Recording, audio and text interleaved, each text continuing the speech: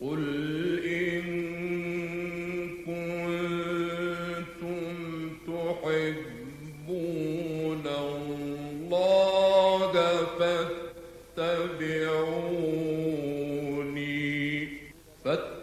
فاتبعوني يحببكم الله ويغفر لكم ذنوبكم.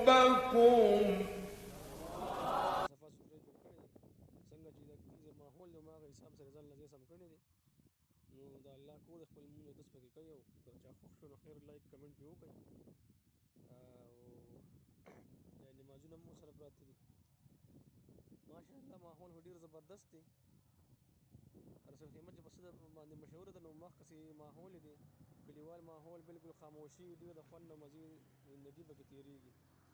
خو هغه خلکو ته اسانه چا سره چې ګاډي خپل سورلي ورسره وي نو هغه ډېر سورکي وي پکې.